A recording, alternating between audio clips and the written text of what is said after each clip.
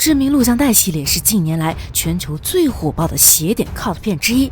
最近已经讲完了前3部里的故事，今天继续分享《致命录像带94》，也是该系列的第4部。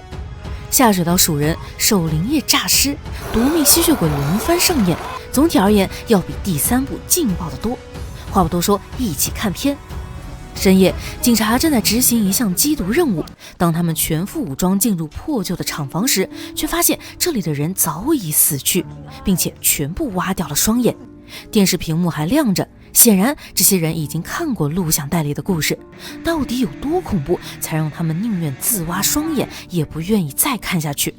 就在这时，电视上出现了新的画面，影片第一个下饭小故事就此拉开序幕。新闻上，主持人正在讲述一则匪夷所思的报道。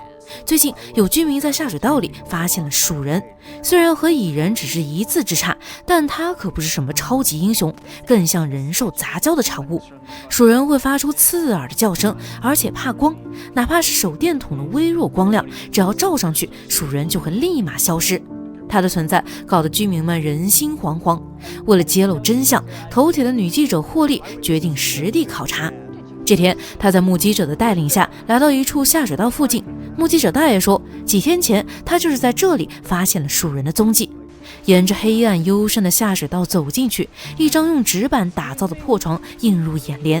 继续深入，他和摄影师又接连发现了手推车和帐篷，显然有人住在这里。帐篷里大多是一些破烂。突然，杂物下面出现一张黑脸，摄影师差点被吓死。冷静过后，霍利也看到了一个浑身黢黑的流浪汉正蹲在地上。霍利小心翼翼靠近，问他是不是鼠人，然而没有得到任何回应。男人脸上惊现一抹诡异的笑，嘴巴里还吐出黑血。霍利深感不适，丢下自己的名片后准备撤离，可惜已经晚了。他和摄影师先后被人打晕，等再次清醒，已经身处下水道的最深处。这里聚集了很多浑身污垢的流浪汉，他们围在霍利四周，一言不发。见状，霍利赶紧发挥专业所长，表示自己很同情他们，只要放他出去，一定会报道流浪汉的故事，为他们争取更多的权利。听到这儿，为首的流浪汉发话了，他拒绝了霍利的提议，表示要亲自讲述自己的故事。说完，鼠人从一旁的污水管道里爬了出来，他有着老鼠的脑袋，人类的身体，看起来就像怪物。流浪汉将鼠人黑色的口水淋到摄影师头上，一瞬间他的脑袋就被腐蚀殆尽。紧接着，霍利也被带到鼠人面前，这次更加简单粗暴，鼠人直接将口水喷到霍利的身上。奇怪的是，他的身体并没有被腐蚀。几天后，霍利成功获救，此时他满身污渍，目光也变得很呆滞。本以为休养一段时间，生活会回到正轨，然而事情似乎并没有这么简单。这天，霍利像往常一样主持节目，突然他一阵反胃，紧接着黑色的口水吐了男主持一脸。痛苦的哀嚎中，男主持的脸被腐蚀的精光，摄影棚里的人们吓得四散逃跑。可霍利在吐出黑水后反而轻松不少，继续淡定地主持节目。结束前特意说了4个字：鼠人万岁。看来霍利和流浪汉们一样，全都成为鼠人的信徒了。回到现实，为了确定还有没有幸存者，警察们依旧在厂房里四处搜寻。后来他们找到一个类似放映厅的地方，观众都是诡异的假人，而受害者们丢失的眼球就放在这里。警察一脸疑惑时，屏幕上开始播放第2卷录像带。海莉最近找了份殡仪馆守灵人的工作，今天是她工作的第1个晚上。一般追悼活动上，亲朋好友都会赶来见死者的最后一面，不过今晚有些不一样。死者是一个名叫安德鲁的小伙子，死因是跳楼，遗体残缺不全，所以棺材板是盖上的。交代完注意事项，2名男同事便离开了。海莉很敬业，站在棺材前耐心等待吊唁的人出现。可是时间1分1秒过去，居然没有一个人出现。海莉有些不耐烦，打电话求助男同事，对方表示这很正常，他要做的就是待在灵堂里。男同事还特别交代，没什么大事，别再深更半夜给他打电话。海莉百无聊赖，只能看看杂志打发时间。可直觉告诉他情况有些不对，安德鲁年纪轻轻，就算无父无母，也不至于连个朋友都没有吧？没一个人来吊唁，也太不正常了。想到这儿，海莉赶紧给报社的朋友打去电话，想打听安德鲁真正的死因。可是电话没打通，只能留言。不知过了多久，外面开始电闪雷鸣，虽然恐怖感瞬间拉满，但作为一名专业的殡仪馆从业者，海莉的心理素质还是可以的。突然，殡仪馆断电，周围一片黑暗。海莉连忙到储物间拿来蜡烛，谁知刚回来，电力又恢复了正常。就在这时，她发现棺材好像歪了。要知道，哪怕是成年壮汉，想推动一副棺材都不容易。这到底是怎么一回事？海莉敲了敲棺材板，没有动静。随后，她使劲推动棺材，结果里面竟然传来声音。海莉吓得瘫软在地。她打电话给男同事，直言安德鲁还活着。结果对方根本不相信，反而警告海莉，如果连一个守灵仪式都主持不了，恐怕这份工作不适合你。至于棺材里的动静，同事让海莉不要大惊小怪，很可能是尸体排放出的气体，或者是上百个尸体化学反应中的某一种。要是不相信，你可以打开棺材看看。话都说到这个份上，海莉要是再不相信，就有点不礼貌了。终于，海莉等到第一个前来吊唁的人。不过，这个身穿风衣的中年男人并没有停留太久。他在棺材前说完一段悼词后，便匆匆离开了灵堂。没过多久，报社的朋友打来电话，原来安德鲁是从教堂的屋顶跳下来的。自杀之前，他很不正常，胡言乱语了很长时间。刚挂断电话，棺材里却传来了撞击声。管不了那么多了，海莉拔腿就跑。可是殡仪馆的大门早已反锁，无路可逃，只能折返回灵堂。然而棺材倒在地上，里面已经空了。一转头，死去的安德鲁竟然复活了。他站在墙边一动不动，也不知道海莉是怎么想的，居然试图和他对话。当安德鲁转过头，只剩一半的脑袋，吓得海莉赶紧躲在椅子后面。就在这时，掉在地上的一只手让海莉忍不住发出了尖叫声。幸亏安德鲁只剩一只眼睛，一时半会儿发现不了他。估计是尸体缝合的不太牢固，安德鲁的肚子居然破了，里面的东西哗啦啦流了出来。就在海莉以为安全时，意想不到的事情发生。地板上是安德鲁掉落的半个脑袋，上面的眼睛突然睁开，死死地盯着海莉。虽然物理上已经彻底分离，但安德鲁的主体部分似乎也看到了海莉。来不及反应，他犹如丧尸般扑了过来。几分钟后，海莉颤颤巍巍爬出窗户，从高处一跃而下。至此，守灵人的故事彻底结束。厂房里，警察们分头行动，其中一支小队在房间的角落里发现了大量洋娃娃以及屏幕雪花点的电视，之后又在隔壁的房间里找到了同伴血淋淋的断肢。意识到这里有古怪，光头队长让大家赶紧集合寻找出口。可就在这时，房间里的小电视开始自动播放第3卷录像带，这回讲的是重口味科学怪人的故事。实验室里，一个男人头戴铁箍，当他睁开眼，眼前的一幕让他目瞪口呆。原来他只剩下一颗头，下面连接的竟是6根机械蜘蛛腿。伴随着凄厉的尖叫声，男人被火焰吞没。放火的老头眼镜叔正是试验品的缔造者。眼镜叔是个科学家，过去这些年一直沉迷于人体改造，特别是人体与机械的完美结合。毫无疑问，最近一次实验还是失败了。可眼镜叔愈挫愈勇，眼下他手上还有2个身体健全的实验对象，这是男性实验体98号。眼镜叔要移除他的脑叶组织，而女性实验体99号则保留大部分脑部功能。抄起电锯，眼镜叔在99号的脑袋上一顿输出，最后成功取出他的脑仁。完事后，眼镜叔喜极而泣，人体实验可算是成功了。随后又对98号的身体进行了一番操作，眼镜叔锯掉他一条胳膊，取而代之的是一把锋利的大砍刀。就在这时，一群警察闯入。过去几个月，失踪案频发，线索全都指向了眼镜叔。见他犯下恶行还执迷不悟，警察毫不犹豫扣动扳机。完事后，他们开始搜救幸存者。很快，负责拍摄记录的阿善发现了床上的99号，恶心的场面让他忍不住呕吐。可以肯定的是，这个女孩已经不再是人类。指挥官想让她早死早解脱，然而这一决定却遭到了阿善的反对。虽然99号样貌吓人，但他似乎还保留着人类的情感和智商，也是一条生命。可不管阿善怎么说，指挥官始终没有改变主意。这时实验室突然停电，等到一切恢复正常，99号已经跑了。警察们准备到外面搜查，却发现实验室的铁门已经反锁，并且响起了警报。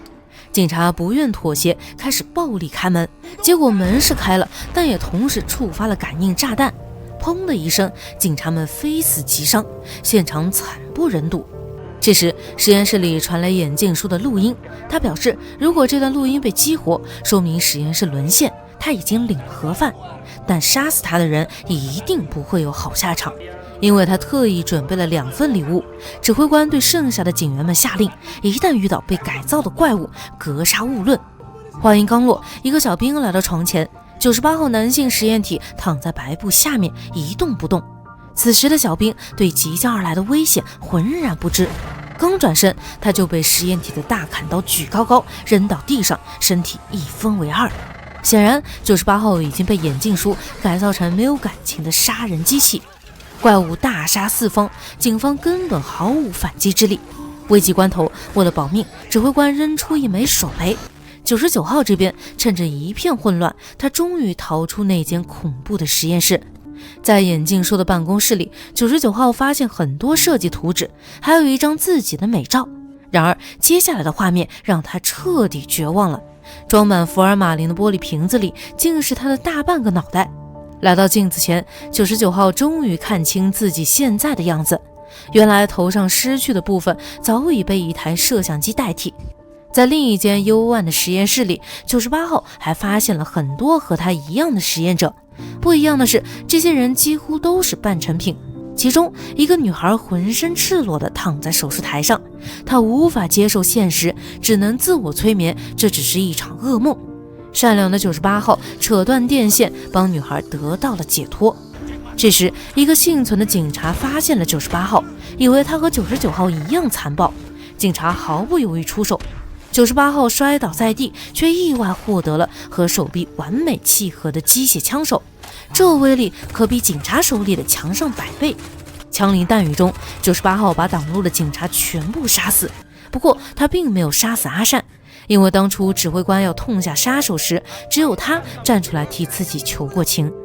阿善带着98号寻找出口，结果指挥官不知道从哪里跑了出来，二话不说给了98号好几枪。因为女孩手里的子弹已经用光，面对指挥官接下来一连串的攻击，只能硬扛。指挥官是个狠人，一直补枪到打光子弹，又开始用拳头砸，最后直接扯掉98号头上的电线。千钧一发之际，指挥官被人枪杀。没错，开枪的正是阿善。他实在不忍心无辜的女孩就这么惨死，只能怀着愧疚的心枪杀自己的小领导。本以为危机就此解除，万万没想到98号突然杀到，阿善被他扑倒后一顿捅刀子。为了报恩，女孩用力砸向98号，随着大脑被他一整个抠出，98号终于凉透。可是阿善已经活不成了，一阵抽搐后倒在了血泊之中。故事最后，实验室里的人都死了，只有98号逃了出去。外面的世界很大，但他人不人鬼不鬼的样子还能被社会接受吗？想必很难。回到厂房，此时队长身边只剩下2名女队员，其他人则彻底失联。糟糕的是，出口还没找到。诡异的气氛中，影片最后一个故事开始上演，讲的是吸血鬼的故事。眼前这些人加入了一支反社会的极端组织，他们认为自己才是正义的化身，发誓要对美国来个大清洗。某天，这群人抓住了一只吸血鬼，他们惊讶地发现吸血鬼的血液竟然有神奇的功能，只要暴露在阳光下就能引发大爆炸。为了验证这一发现，他们利用野兔做实验，结果证明确实如此。吸血鬼在手，意味着他们掌握了杀伤力巨大的超级武器，这不妥妥的所向无敌吗？毕竟谁能想到血液会爆炸呢？吸血鬼活这么久，恐怕做梦都没想到，以前都是自己吸人血，现在居然变成人来取自己的血。俗话说得好，人有多大胆，地有多大产。这帮人决定整个大活，将攻击目标锁定为密歇根州议会大厦。正式行动的前一天晚上，他们决定为即将到来的胜利提前庆祝。可没想到3杯酒下肚，意料之外的事情发生了。2个队友干啥不好，非跑到圈养吸血鬼的棚子里找刺激。小绿负责戏弄，同伴则站在旁边拍摄小视频。有没有尽兴咱不知道，反正吸血鬼可是朝小绿身上吐了不少血。第二天一大早，其他人被一阵急促的警报声吵醒，紧接着他们发现昨晚负责拍片的小哥已经死了，尸体直挺挺躺在外面的雪地上。还没缓过神，棚子里又传来一阵惨叫声。头目以为是小绿，喊了喊他的名字，然而无人回应。突然一颗死人头从里面滚了出来，是吸血鬼扔的，还好不是小绿。就在他们为吸血鬼的挑衅行为感到气愤时，小绿走了出来。头目看到他身上有血，连忙提醒他回到房间里，可惜来不及了，光照之下小绿原地爆炸。那么问题来了，既然知道是死路一条，为什么小绿还自动送人头呢？只有一种解释，里面的吸血鬼比死亡还要恐怖。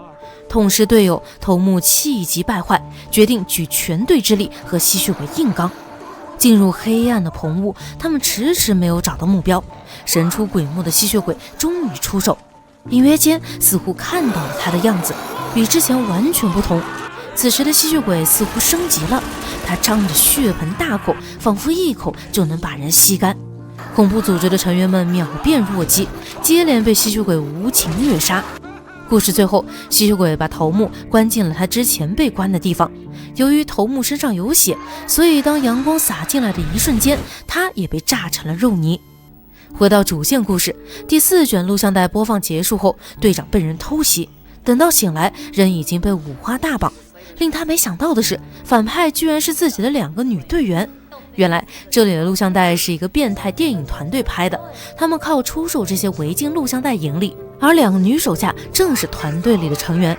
得知警方查到厂房的地址时，他们便策划了这次行动。死去的队友们也全是这2个人干的。接下来他们将为队长量身打造属于他的致命录像带。94版和之前的系列在风格上一脉相承，但故事上除了第3个机械实验灵光乍现，其他都显得有些平庸和保守，尤其是看过前3部的人估计很难被震撼到。影片虽然很难和第2部相提并论，但肯定比第3部好得多。总体而言算得上是华丽回归了。好了，今天的故事到这里就结束了，喜欢的宝子们可以去看一看原片，最后不要忘记3连支持一下哦。